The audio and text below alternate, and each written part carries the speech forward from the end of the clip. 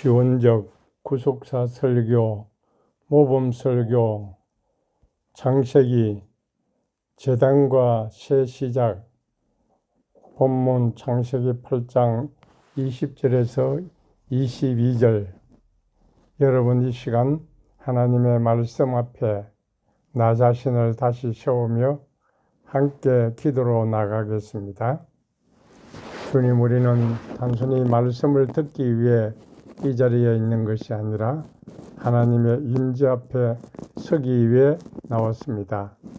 홍수 이후에도 우리를 포기하지 않으시는 하나님, 심판 이후에도 새 시작을 여시는 하나님을 오늘 경험하게 하옵소서. 성부의 뜻이 열리고 성자의 십자가가 다시 살아나며 성령께서 이 말씀을 지금 우리의 삶 속 사건으로 만들어 주옵소서. 우리를 설명자가 아니라 증언자로 세워 주옵소서. 예수 그리스도 이름으로 기도합니다. 아멘. 이 시간 하나님께서 어떻게 자신을 드러내시는지 말씀을 통해 함께 보겠습니다. 본문을 봉독하겠습니다. 창세기 8장 20절에서 22절까지입니다. 노아가 여호와께 제단을 쌓고 모든 정결한 짐승과 모든 정결한 새 중에서 제물을 취하여 번제로 제단에 드렸더니 여호와께서 그 향기를 받으시고 그 중심에 이르시되 내가 다시는 사람으로 말미암아 땅을 저주하지 아니하리니 이는 사람의 마음이 계획하는 바가 어려서부터 악함이라. 내가 전에 행한 것 같이 모든 생물을 다시 멸하지 아니하리니 땅이 있을 동안에는 심음과 거둠과 추위와 더위와 여름과 겨울과 낮과 밤이 쉬지 아니하리라. 아멘. 여러분, 인생에는 끝났다고 생각했지만 끝나지 않은 순간이 있습니다. 어떤 사건이 지나갔는데도 마음은 아직 그 안에 머물러 있는 순간입니다. 홍수는 끝났습니다. 물이 물러갔습니다. 왕조는 멈춰 섰습니다. 하지만 노아의 마음은 아직 새 세계에 도착하지 못했습니다. 성경은 말합니다. 노아가 여호와께 제단을 쌓고, 여기 제단은 새 세계의 첫 호흡입니다. 제단은 홍수 이후 인간이 처음 하나님께 드리는 존재의 방향입니다. 여러분, 질문 하나 드리겠습니다. 여러분은 인생이 다시 시작된다고 느낄 때 무엇부터 시작하시겠습니까? 사람은 보통 계획부터 세웁니다. 하지만 성경은 다르게 말합니다. 하나님은 제단부터 시작합니다. 본문은 사건 설명이 아니라 계시 구조입니다. 노아가 여호와께 제단을 쌓고, 히브리어 미저 베하흐, 제단은 희생이 드려지는 자리. 새 시작은 인간의 계획이 아니라 예배의 자리에서 시작됩니다. 사람의 마음에 계획하는 바가 어려서부터 악함이라. 여기서 히브리어 라 악함은 단순한 행동이 아니라 존재 전체의 방향성을 의미합니다. 즉 도덕적인 악뿐만 아니라 존재론적인 왜곡 상태까지 포함하는 개념입니다. 인간은 환경이 아니라 존재 자체가 문제입니다.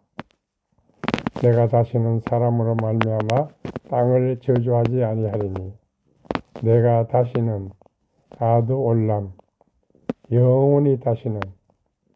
하나님의 은혜는 감정이 아니라 언약 구조입니다. 계절이 다시 돌아옵니다. 심음과 거둠과 추위와 더위. 세계는 인간 때문에 유지되는 것이 아니라 하나님의 언약 때문에 유지됩니다. 홍수 이후에도 세계가 유지되는 이유는 단 하나입니다. 하나님이 인간을 포기하지 않으셨기 때문입니다. 이것이 시온적 구속입니다. 노아의 제단은 완전하지 않습니다. 그러나 향기는 하나님께 상달됩니다. 왜 그렇습니까? 그 제단은 그리스도의 제단을 향하고 있기 때문입니다. 사랑하는 여러분, 노아가 드린 제사를 보십시오. 창세기 8장에서 노아는 제단을 쌓고 제물을 드립니다. 이때 성경의 언어를 보면 중요한 두 단어가 있습니다. 하나는 디시아, 제사입니다. 이 말은 단순히 제물을 바치는 것이 아니라 생명을 드리는 행위 전체를 의미합니다. 또 하나는 프로스퍼라, 헌물입니다. 이것은 사람이 가진 것을 하나님께 올려드리는 것입니다. 하나님께 향해 드리는 봉헌을 의미합니다. 여러분, 이 구절을 보면 분명합니다. 노아의 제사는 하나님께 향하는 드림이지만 여전히 반복되어야 하는 제사입니다. 여전히 완전하지 않는 제사입니다. 그래서 이것은 완성이 아니라 그림자입니다. 히브리 10장은 말합니다. 율법은 장차 올 좋은 것의 그림자. 노아의 제사는 그림자이고 그 실체는 따로 있다는 것입니다. 그리고 그 실체는 바로 예수 그리스도입니다. 여러분, 여기서 중요한 변화가 일어납니다. 구약의 제사는 인간이 하나님께 무엇인가를 드리는 구조였습니다. 디시아, 프로스퍼라 모두 인간이 하나님께 올라가는 방향입니다. 그러나 십자가는 다릅니다. 하나님이 인간에게 오시는 사건입니다. 하나님이 자신을 드리시는 사건입니다. 그래서 예수님은 단순한 제물이 아닙니다. 프로스퍼라이면서 동시에 내용입니다. 무엇인가를 드린 분이 아니라 자기 자신을 통째로 드리신 분입니다. 사랑하는 여러분, 노아의 제단은 하나님을 향한 인간의 드림이지만 십자가는 하나님이 인간에게 자신을 드리신 사건입니다. 그래서 십자가는 제사의 완성이 아니라 제사의 방향 자체를 뒤집는 사건입니다. 그래서 중요한 전환이 생깁니다. 드림이 아니라 응답입니다. 우리는 하나님께 무엇을 만들어 올리는 존재가 아니라 이미 주어진 은혜에 응답하는 존재입니다. 제사가 아니라 자기 자신입니다. 신약에서는 이렇게 바뀝니다.